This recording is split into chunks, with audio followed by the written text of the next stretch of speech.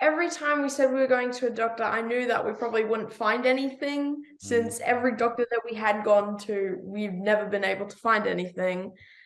And well, I just didn't like it because I had an unknown disease. I was tired all the time and I missed so much school. Hated that. Made me realize how much I actually enjoy school. So yeah, I didn't like it. Hello and welcome to the CFS Health Recovery Podcast. I am your host, Toby Morrison, and in today's episode, we sit down with past member Jack McLennan to share his recovery journey from long COVID and chronic fatigue syndrome. This isn't just any interview. This is an interview with an amazing 12-year-old boy in Jack McLennan and his mother, Sarah. And let me tell you that Jack is like no other kid I have ever met. This story and interview goes deep into the profound changes that Jack made himself through the learnings that he went through inside our online recovery program. Whether you're 10 years old, 20 years old, 30-year-old, or 50 years old, this interview is going to blow your mind. This kid went from totally suffering from COVID, then long COVID, then being formally diagnosed with chronic fatigue syndrome. His life was looking quite dim, and as he refers to it as the dark days. Now there's light at the end of the tunnel. He shares his really top tips that really helped him fundamentally shift from completely in bed 24/7 to now living life again. And it's an extraordinary interview, one that's going to kind of make you smile, make you laugh, and possibly cry tears of joy. Please sit back, relax, and enjoy this amazing interview with Jack and his mum, Sarah. Hello, everyone, and welcome to today's amazing episode with a young man by the name of Jack. Hey, Jack. Hi. Thanks for joining me, dude. And next to you is your mum, Sarah. Hey, Sarah. Hi, Toby. Hey, thanks so much for coming on. Today we're talking about Jack's amazing journey coming from long COVID to getting diagnosed with chronic fatigue syndrome. And basically, as you said before, the dark times in your life where you were basically in bed 24/7 to now getting well, getting healthy, starting high school, you're mountain biking, you're playing basketball, you just did your first full day of school the other week. You're amazing, man. How old are you? 13, yeah. Yeah, you're 13. And last year when you were in the program, your mum shared an amazing win of you doing a speech in front of your entire school, which was just so amazing to watch that and see you stand there on stage with confidence and be a really good speaker to them. I think you might be, I don't know what you're going to do. You might even run the country one day, Jack. Who knows? You guessed it. That's the dream. I want to become Prime Minister. Well, I honestly think you might, because I watched that speech and I was blown away by how well you presented at such a young age, especially going through what you've gone through, you know, like you said, the dark days of just suffering and struggling. Jack, this story is going to inspire a lot of people. I want to go back to last year before you joined our program. What was going on? Like, before you got sick, what were you like? Were you just like an Energizer bunny? Oh yeah, I was bouncing off the walls. On the weekends, I would go out for full days, mountain bike, hang out with my friends, surf, go to the shops. Like, I just spent the entire day outside being active. And then COVID came along, so yeah. And, you know, I know you're a pretty astute kid, but what was it like back then when you got COVID? It kind of lingered on and then you got long COVID. And what was it like for those 6 months where you weren't getting any help? What was that like? It was annoying because we thought it was just a normal cold at first. Like, we thought after a week of good rest and eating good food, I'd be back at school, back normal. But then every week I would think I got better. I would go to school and then I would just be half asleep the entire day and I'd have to come home, and then that would repeat itself. And we realized something is off, and then, yeah, we got a diagnosis. Well, eventually it took a while. Yeah. We thought Jack just kept on getting sick over and over. We didn't know what it was. The doctor didn't know what it was. We had every blood test under the sun. just didn't know what was going on. Just Yeah. couldn't seem to shake it, couldn't recover. Yeah, those were the start of my dark days. Yes. Yeah. Yeah, it's horrible when you have to keep going in for blood test to blood test and nothing really coming back. Sarah, as a mum, what was that like? Was it heartbreaking? What was going on in your mind at the time? Well, I think at the beginning, obviously when he got COVID, we just thought, oh, he'd get COVID and then would be better. Mm. That's what you led to believe. He'd sick for a few days. And so he didn't ever really get better. Or when he did, as Jack said, he'd kind of go back to school and then he'd just get sick again. So yeah, it was obviously really worrying because we didn't know what it was. Mm. And then I'd started to read a bit more about long COVID and chronic fatigue. I'm like, this kind of feels a bit like chronic fatigue, but I didn't want to think it because I'm like, that's bad. That might mean he's in bed for the rest of his life. Like I didn't know even what that meant. So yeah, it was just the unknown, and not knowing how to get an answer at that stage was, pretty awful. Yeah. Jack, I know as a kid, all you want to do, you just want to go out and do sport. Like you just want to ride your bike until dark. You just want to be out doing stuff. What was it like when, at the very start till just before you joined the program, were you just over it, like going from doctor to doctor? Every time we said we were going to a doctor, I knew that we probably wouldn't find anything since every doctor that we had gone to, we've never been able to find anything. And well, I just didn't like it because I had an unknown disease. I was tired all the time and I missed so much school. Hated that. Made me realize how much I actually enjoy school. So yeah, I didn't like it. What was it like? I know you're a real social guy, liked by a lot of people. What was it like not being able to hang out with your friends as well? Because I know that was a big thing for your mum. She was like, oh, but Jack wants to see his friends, but he's not well. Should he be socializing? What should we do there?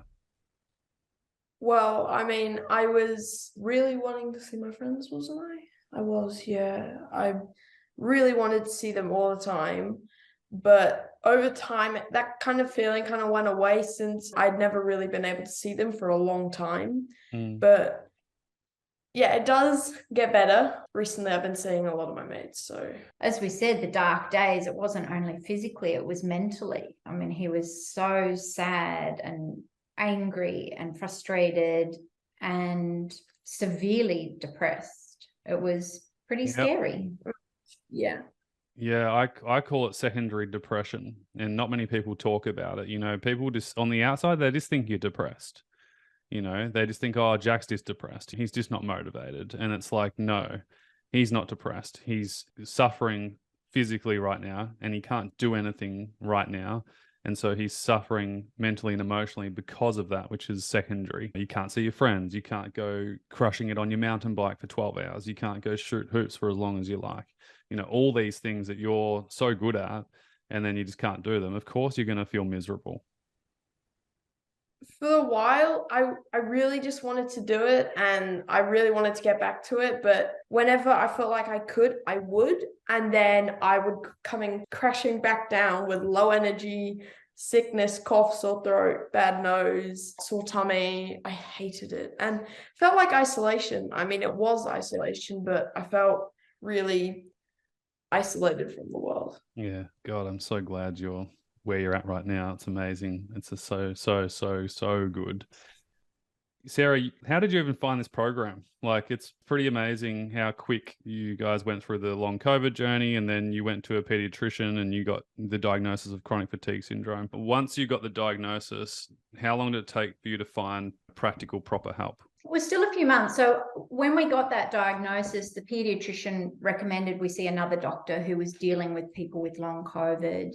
And that doctor put Jack on all these crazy medications, like 5 severe, massive anti-inflammatory medications. And that was, I think his body collapsed at that point. It stopped functioning. And that was really the lowest point. And I remember that. I mean, I have so much guilt over that, but you trust the doctors. So that was July, and that was when it just went, it plunged into just so much worse. And it was that point he couldn't get out of bed. He was dizzy, had severe abdominal cramping, all the symptoms, everything. So we did have a good functional doctor who was trying to help us, but he didn't really know much about long COVID. But he was doing his own research for us. So he started teaching us a bit about the deep breathing and some stuff we should change with the diet and just even hydration and so forth. And then we were starting to see a psychologist for Jack's depression. So we kind of were getting bits and pieces, but my husband and I knew that it wasn't enough.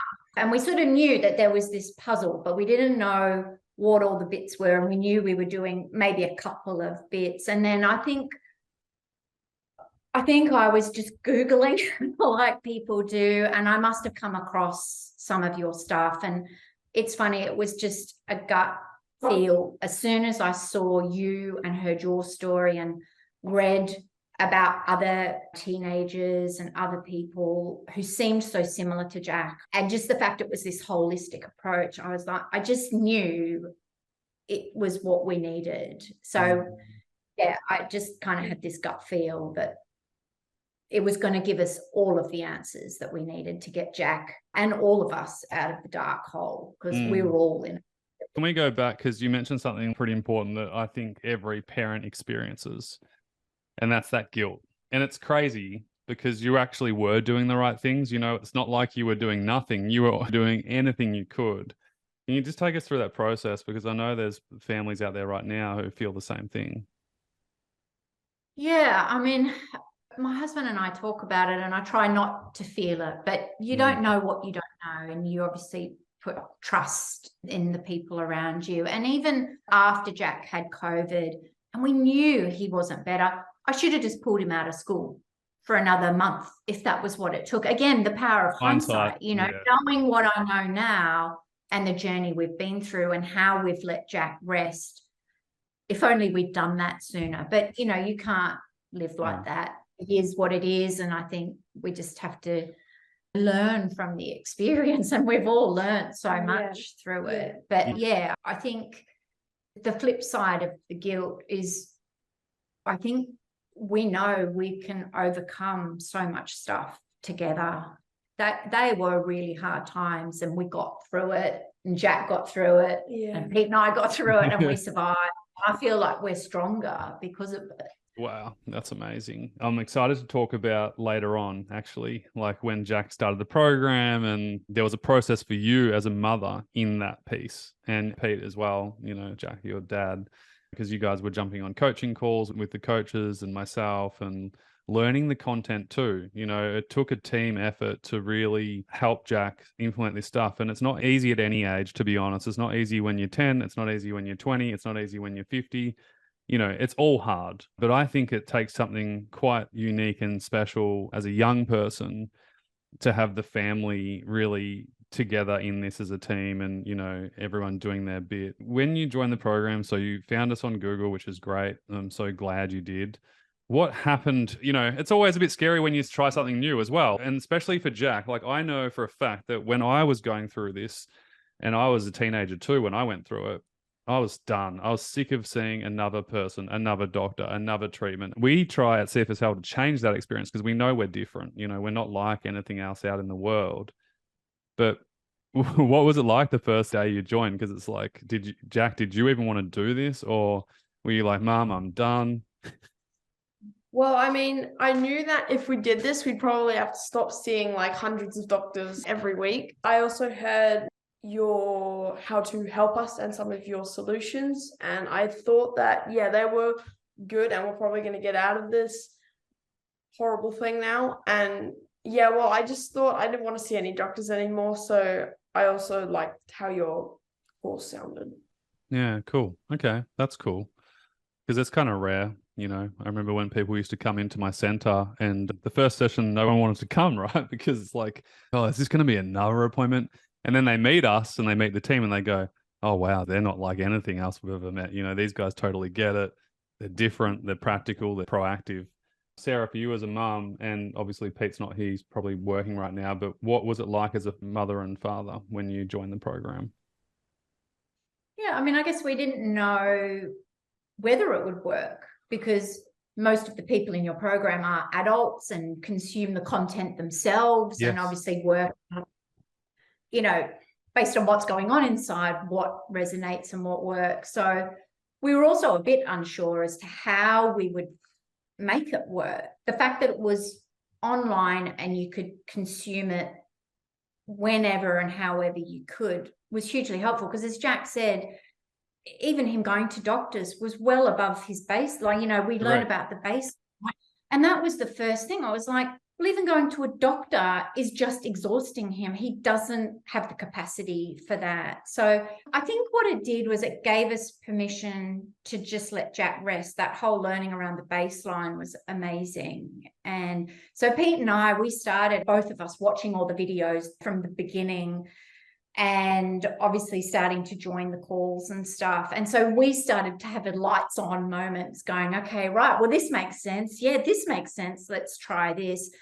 And so we would just guide Jack through it, because he didn't have the capacity to watch it, any of it. He couldn't do it. I got tired halfway. I think we tried to get Jack to watch the very first intro mindset call, and he lasted 2 minutes and then just couldn't do it. So we consumed the content for him, and we spent days and days and days just going through the videos to get that first stage, to learn as much as we could, and then just start implementing it with Jack, which was great. And then obviously joining the calls and having you interact with Jack was really amazing. And so I think that got Jack engaged and wanting to try it, and even writing in the journal and all of that stuff.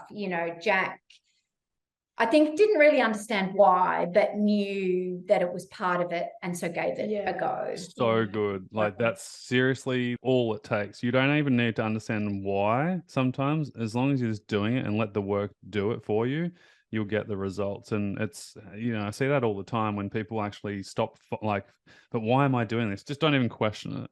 And that's why I think kids like Jack do so well pretty quickly, because they just do it. It's like, oh yeah, okay, I may as well just do this. And, Jack, you did join some of the coaching calls, and I remember you jumped on, and it was pretty cool because, a lot of the people are in their 20s or 18, 19, 20 and 30s and 40s and 50s. And so I know a lot of the other members absolutely loved you on the calls because you brought some young energy to the group, and you're always having a bit of a chuckle and a laugh. What were some of the things that helped initially? Because like at the start when you joined, you were pretty acute stage in terms of stage 1 in recovery, where you really needed to restore energy first before we got you going into, easing back into school and movement and things like that. What were some of the changes that you made initially?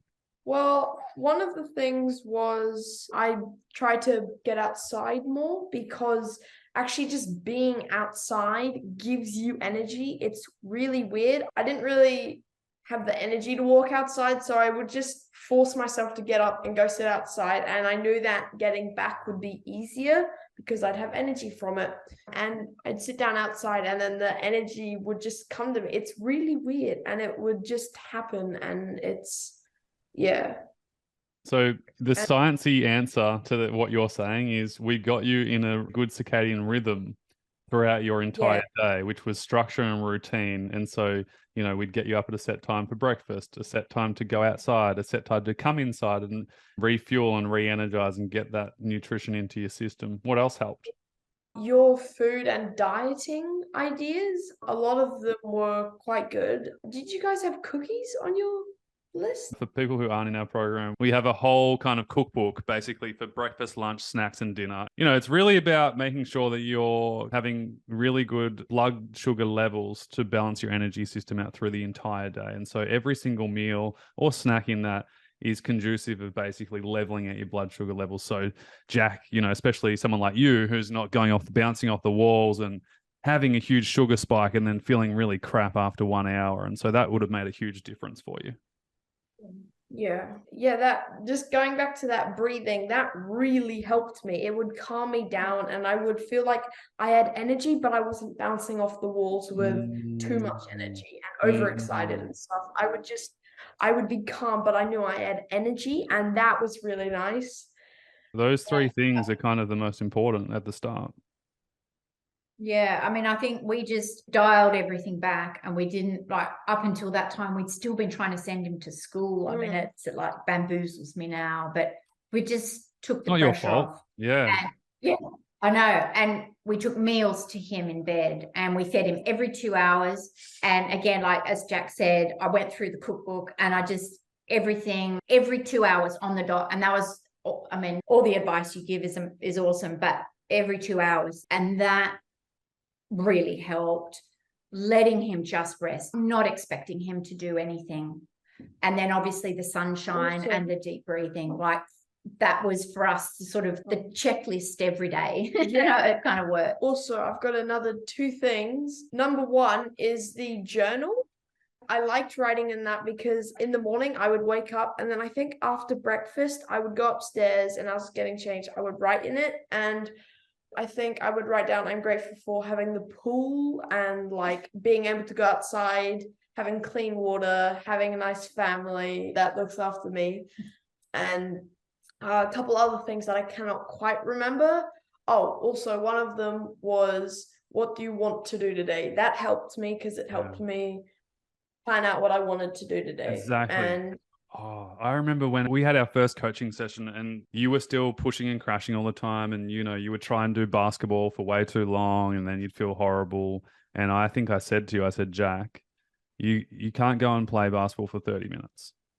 And I said, what I want you to do is just shoot the hoops for maybe 10 shots at a time. Yeah, so we lowered it. We lowered it. But what we were aiming for was consistency, because that's what you lacked. You just had no consistency at all.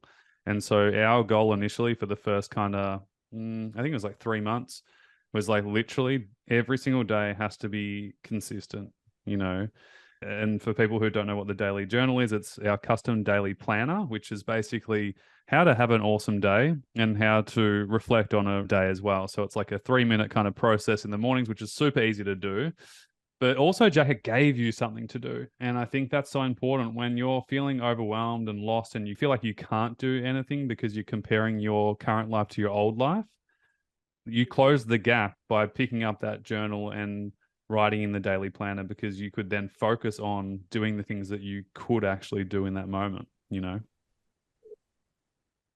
I think one of the hard things, and you said this right at the beginning, was Jack has to find something that gives him joy every day.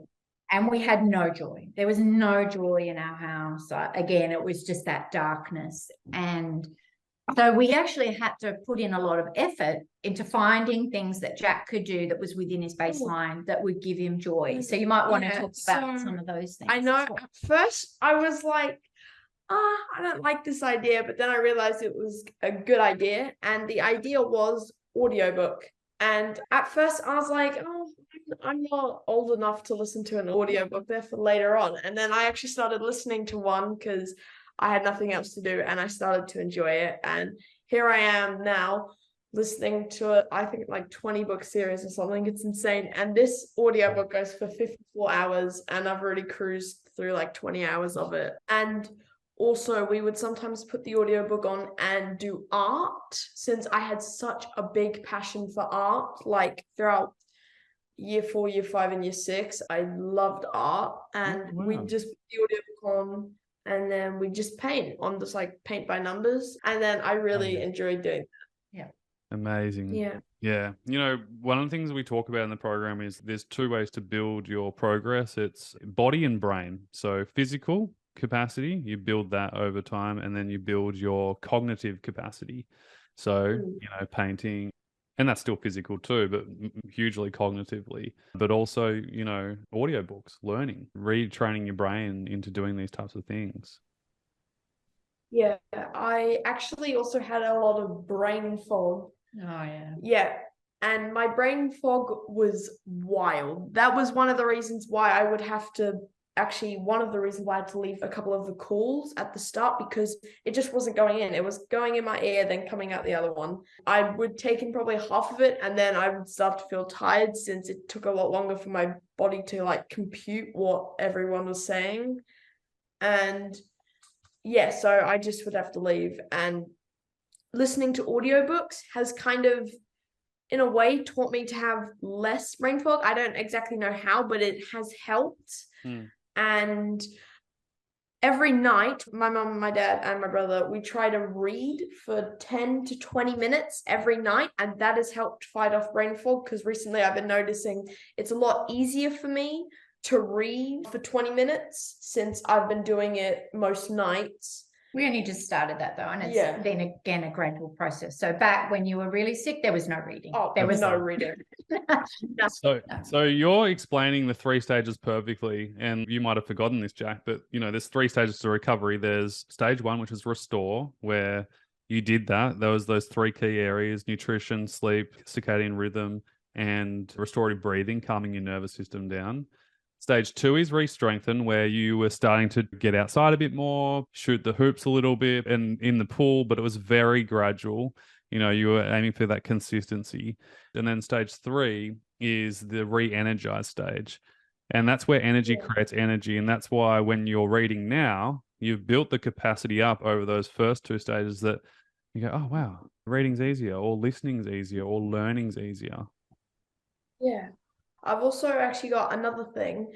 My self-awareness has improved a lot. Like, I can truly listen to how my body is feeling. Like, sometimes I don't like how my body is feeling and I just kind of ignore it, but I shouldn't do that. But most of the time I listen to it, and doing these breathings and these things that, I have to kind of listen to my body more. Like, it wants food, I have to go get it food. And another thing about being more self-aware is you're actually too aware. So I've noticed that when I'm going to school, there's a lot of loud noises, and I do not like loud noises anymore. I mean, I used to handle them just fine since I used to be outside and I used to hear lots of noises. But these loud noises, like boys at recess and lunch and walking up and down corridors, it's loud. And I don't like loud things. And some people who are listening to this podcast might have that. Yeah, that's right. And you're in year 7 now as well, so it's a totally different thing. It's a bigger world out there, Jay. What was the speech that you did though? What was that talk about? Because you did an amazing speech. Well, all boys had to do this, and it was about how we enjoyed school and what we liked most about it, and just kind of talking about it. And I talked about how I wasn't able to do most of year 6, and I credited the teachers because they helped me a lot, and they gave me a tiny bit of schoolwork. And it made me realize also how much I'm gonna miss school, and also how much I had missed school whilst I was at home all the time. Let's talk about that word. Remember that word? So, one of the things that you found really hard is that you used to push yourself way beyond your means, and all that energy would come, and there was like you were super adrenalized and super hyperactive. And your mum actually asked a coaching question in the sprint Q&A, and she said, how do we slow Jack down? Like, he's doing well, but then he just wants to just do everything all at once. What do we do? And I gave you a tool and a technique to use, which was pick a word between you. It could be anything, could be something super random. I think I suggested banana, something like just random. Yeah, I think I suggested that. I said, get Jack to pick it. He has to pick the word.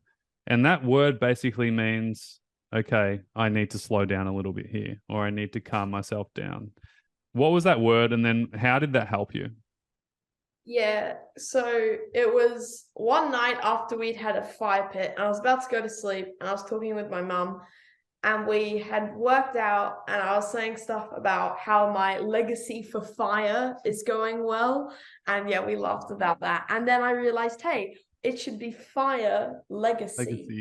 And then we put those 2 words together, and we got fire legacy. And at first it seemed a bit silly, but it's now actually like ingrained in my head that as soon as I hear the words fire legacy, I have to calm down, tone it down, relax, do deep breathing, and just sit down and just like unwind, calm myself down. And it's worked hugely, and it's helped you be more consistent and build a stronger immune system. And I remember when you went to the beach, because your mum actually, after a check-in, I think it was like a week later or 2 weeks, she's like, oh my God, thank you so much for that tip. We just took Jack down the beach. Do you want to share that, Sarah? Yeah, so there's a little beach just down the road. It's super chilled out. No one goes there. It's just a harbour beach. So it's really quiet. So one of the first outings we did with Jack was we just drove down there. We could park right next to the beach. He could literally walk straight onto the sand and just play in the sand. And it was like our first family outing out of the house, and it was super chilled.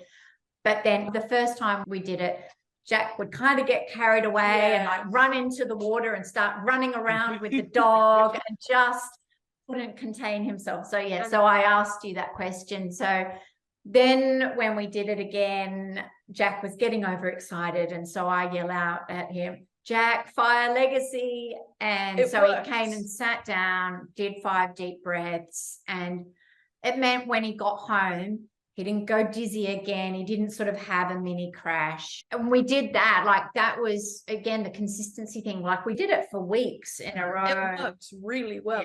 Yeah, you need a cue. Sometimes you just need a cue. Yeah. Yeah. And we still use the fire legacy now. Oh, yeah. Yeah, because, you're someone who actually has a lot of energy, but sometimes it just needs to be contained once it goes from grounded energy, which now that feeling, which is absolutely amazing, which is called body wisdom. It's knowing what to do, when to do. Yeah, that makes sense. Yeah. And so what you've learned through the program, what people learn is it's that body wisdom to know what to do and when to do it. So you can do whatever you want, whenever you want. And as you get into stage 3, which is like integrating back into life, which you're doing, like amazing that you went and did a full day of school. And I remember when you started, you weren't doing any of that. We integrated that slowly back into your routine over months and months and months. One of the biggest things that sticks out to me, Jack, is like your consistency. I feel like a lot of people find it really hard to be consistent. What do you think has made you be so consistent? Because I knew that if I stay consistent, it will eventually, after a bit of work, it will improve, and it has improved and it is working. So you just got to stay consistent and it works really well. It's quite a lot of patience, doesn't it? Oh, a lot of patience. It takes a while. Yeah, and you gave him that advice, Toby, on one of the coaching calls. I think we must have had a similar chat, and you drummed it into Jack. You're like, consistency, dude, over intensity. Yeah, consistency over intensity. Because then I said, I think eventually, once you do that, you're going to start small, but in 6 months' time means you can go and play basketball more, or you can go hang out with your friends. You can go do this and do that. But I bet there was some days where you just like wake up and you're like, I just feel a bit heavy today, or I don't want to do this. It happens. It happens, right? But like, I feel like you still stuck to everything. So what do you do in those days for the people who are like struggling at home and they wake up feeling a bit heavy, they're not feeling as good, and they don't do what they know they could do? How did you do it? Is it just a mindset thing where you go, you know what, it doesn't matter if I'm not motivated today, I'm just still going to do my daily planner? And the majority of it was mindset, but then also if you had been doing the consistency for a while, you would just naturally get up and realize, hey, I actually have to do these things. And also if you are feeling a bit low, a bit more low energy, there's no reason to get upset. You might have just done something that got you a bit tired or made you a bit tired, and just do more of the things that you normally consistent on. Like, let's say I woke up one morning and the day before I'd hung out with my mates and I might have felt tired. Yesterday, I would have expected that. So let's say, I woke up one morning and I felt tired after the day I'd had with my friends. I would do more breathings than I normally would. I'd drink more water than I would normally would. I'd eat better food than I normally would. Well, I'll just eat the same, but I would make sure I would eat food every 2 hours. And these good practices on a day like that, the next day you probably will feel better. No guarantee though, since you still might feel bad, but that's okay. Do that. Do what you did yesterday, and then it will pay off later on. So good, man. Far out. You don't want to become a coach one day, do you? Or is running Australia more important? I know it's a bit off topic, but at school I have to have rest breaks, and that helps a lot since it makes sure I can get to the end of the day. And I would listen to audiobook and I'd drink hydrolytes and stuff. And whilst I'm there, I would sometimes get bored. So I'd pull out my school computer and I would open up this file and I would write down ideas for what I want to do when I become Prime Minister. And well, that actually could have something to do with chronic fatigue, since I've kind of realized that, hey, I have lots of time and I want to think about what I want to do in the future. And it's helped a lot. And I've got 25 ideas of what I want to do when I become Prime Minister, if I do become Prime Minister. Amazing. So my last question is like, yeah, what's your dream? Is it to be Prime Minister of Australia? Yeah, I mean, having chronic fatigue and long COVID and COVID has kind of given me the motivation and the determination and also the mindset to make sure that I will get to the election process of becoming Prime Minister. And yeah, that is a dream of mine. I realized that through chronic fatigue, and I realized, hey, I actually want to change the world to make it a better place. And I know I can't change the entire world, so I'll make do with what I have and what I can. I'll just start with one country. That's not a big deal at all. One country, yeah. Jack, you have my vote, and I reckon every single person who's watching this video right now has your vote too. I'll shout you out. Before we wrap up, Sarah, like, you must be so proud of your son and like what he's done, because, you know, it's not easy to take on kind of serious stuff, going through a program and like doing the work. It's not like a walk in the park every day. So like, yeah. Well, I mean, it's amazing. We obviously showed him the way, but he had to do it. Exactly. I mean, it was up to Jack. Yes. We couldn't do it for him. Nope. We can help guide him and support him. But at the end of the day, he was the dude doing it. I'm immensely proud. And I think through it, he's learned self-awareness. He's developed so much resilience and, you know, so much about himself. So hard for any person to go through chronic fatigue, and he's done it, and we're coming out the other side. We're recovering, and he's on the journey. See the light at the end of the tunnel. It's amazing. Yeah. It's so damn good. And it's, you know, it's only been a short period of time, really. It's like, I think you joined the program 8 months ago. Yeah. Wow. Yeah. So, you know, you got to keep doing that work, keep putting in the things that are working and keep expanding on it now. It's amazing. Jack, for people who are in the program or who are, you know, wanting to join the program, is there anything like you'd like to share with them, like any wisdom or advice or anything that you'd like to depart on them?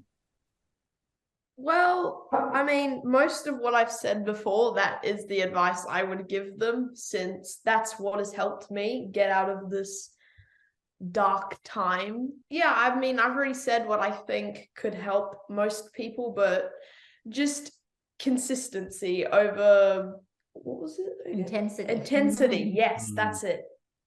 Yeah, that's it, really. I mean, Don't give up, huh? Don't give up. Yeah, Don't that's give another up. thing. Exactly. And Sarah, what about you? Like, as a parent, any advice for mothers and fathers out there?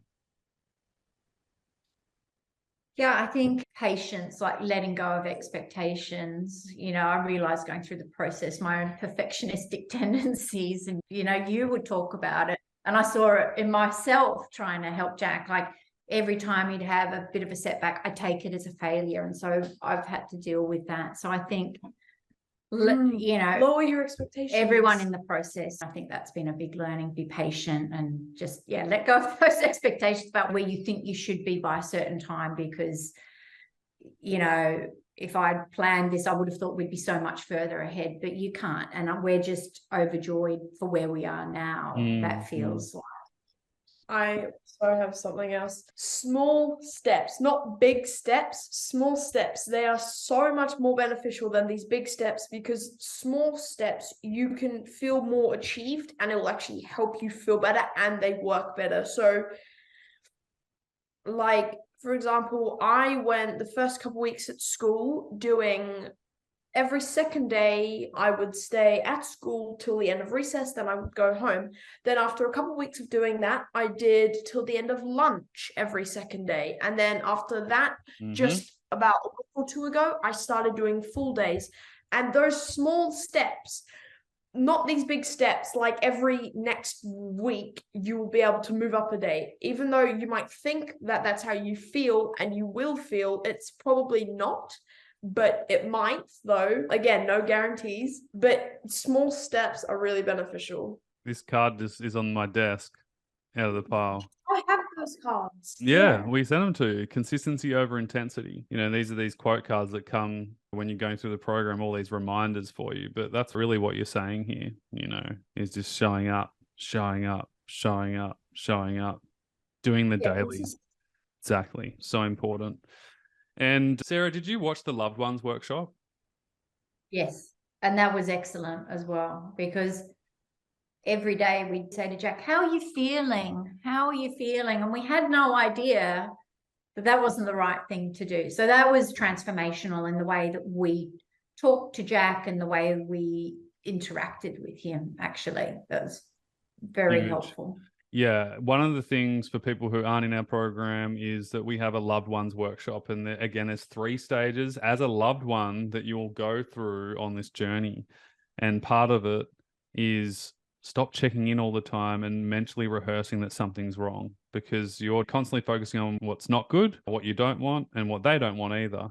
And you got to have some boundaries there, and you've got to have a conversation around that. But the loved ones workshop is just huge. But I remember the stress and, like you said, that perfectionism and that overcompensating, basically, which actually puts pressure on the person, is actually what's going to make it harder. And so, you know, I thought you did a really great job once you went through that. You know, you took the pressure off. You put everything in front of Jack that would be helpful for him. Jack took what he resonated with and what he was willing to do, and then you let go of the rest. It's so simple, but not easy to do. No, it wasn't easy, but, you know, as a parent, you do everything you can. Amazing.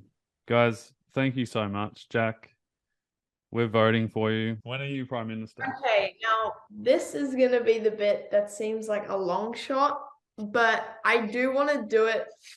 Okay, now this probably isn't going to happen, but if it doesn't happen, I'll do it later on. I want to do it by the time I'm 22. Wow. I know, it's quite big, very big actually. What I'll do is, it's kind of a smart strategy actually, because I mean, all of my ideas, they don't wait for me to happen. They'll go by eventually, so I want to jump on them whilst they're there. And I think what my strategy is being at the age that I am, the insane age that I am, running for Prime Minister, I'll get attention. Then they'll look at my ideas. Since I'll get a lot of attention, a lot of people might agree with my ideas, and then that's a vote for me. It's quite a long shot, but if not, I will save it for later on, and I'll run every election, and it's a big dream. I love it. Well, I think at the end of the day, your heart is what matters, and you're saying that you want to make a world a better place. And if your intentions are pure, that's all that really matters. So, you know, I think you're going to just do fantastic. And you're the wind beneath my wings, Jack. I'm super proud of you. Super proud of you, Sarah and Pete as well. I know you guys showed up, and you really did show up and really go through the program thoroughly and make the most of it. And so, yeah, just so happy for you guys as a family. Stoked for you, Jack, to go and chase your dreams and keep on keeping on. Thanks, Toby. Yeah, thank you so much for having us on. Yeah, my pleasure. Thanks for sharing. And on behalf of everyone who's going to watch this right now, I'm going to say thanks to them, because I'm sure they've really appreciated this chat. So thanks again, guys, and we'll speak to you soon. Okay, have a nice day. You too. Au revoir. Hey, I hope this video was really helpful for you. If you haven't already, please hit the like button and feel free to leave a comment. What was your takeaway, your insight from today's video? It's really helpful to actually write your learnings down. We seem to embed it better, and it seems to help us move forwards with life. Here are 3 ways we can help you right now whenever you're ready. The first way is make sure you add yourself into our free information recovery group on Facebook. We'll leave a link in the description below. It's a really supportive, encouraging place. There's no negative venting. You can ask questions to other people. There's something like 7,000-8,000 people in there right now. And I'm sure by the time you're watching this video, there's even more. So go over there right now. We share success stories. We share our latest free trainings that come to the public. And we always share upcoming information about upgrades inside our program and also when we offer free webinars or free information nights that can further help you with your own recovery. The second way we can help you, which is one of my favorite, is through all our free trainings. We're going to leave a link in the description with our favorite free trainings that we know can help you start your recovery, whether that's through our baseline training, which will help you stop pushing and crashing, our 3 stages of recovery to figure out exactly where you're at and know what to do next, or my favorite, which is our guest panel workshop, which was actually exclusive for our members. It was so damn good that I actually asked them, can we share this to the public? They all said yes, all 5 of them. So thank you, past members. They share their 5 recovery secrets, and it's really powerful. There's tears, there's aha moments, there's real key insight and inspiration. And so whether you're a 1 out of 10 and you're really struggling right now, or whether you're further along in your recovery journey and you're integrating back into life, we have you covered. The third way we can help you is through our actual paid online recovery program, the Mentorship Recovery Program. And if you are interested in getting proper help, a holistic comprehensive plan, professional coaching from the best coaches in the world, whether that's with mindset, movement, nutrition, restorative movement, reconditioning, integrating back into life, integrative medicine, baseline, structure, routine, accountability, all things health and life, feel free to apply for the program today. All you need to do is click on the form, cfshealth.com/form, fill out the short 2 to 3 minute form application, and the team will be in touch with all the details that you need to know about the program via email. So make sure you check your spam folder for all the free trainings. If you've sent through an application, please be patient. My team are real people, okay? They're not robots. So if we don't get back to you within seconds or hours, it's okay. We will get back to you. If you don't hear from the team within 2 to 3 days, that means that it's basically gone to spam or junk and it's gone missing. So please send a follow-up email to the team at info@cfshealth.com. If you have any questions, go check it out. But I would highly recommend adding yourself into the free group right now. Go click on that link in the description. Go download all the free trainings. Honestly, the whole reason why this whole thing started is because when I went through this myself, it was so painful and so excruciating that I didn't want anyone else to have to go through it. And some of these free trainings are so damn valuable. Back then, I would have paid thousands of dollars for. We've had so many comments and emails and posts saying, oh my God, the baseline training was a game changer for me. Toby, I've been doing this now for 3 months and I'm feeling so much better. My symptoms are decreasing. I've got more stamina. I've got more energy. I'm able to do more things. So, you know, whether you're learning from us and consuming our content through our free format, I'm so stoked. Whether that's in our paid program, I don't really care. Either way, all I want to make sure is that you are moving forwards. You are starting to really implement this work. And that's really what it's all about. Once we implement, we make change and we start to move forwards. Sending you a ton of love. Of course, feel free to consume as much of the YouTube videos as you like. There's so many really, really great ones, new and old. Sending you a ton of love and speak to you very, very soon. All the best for now.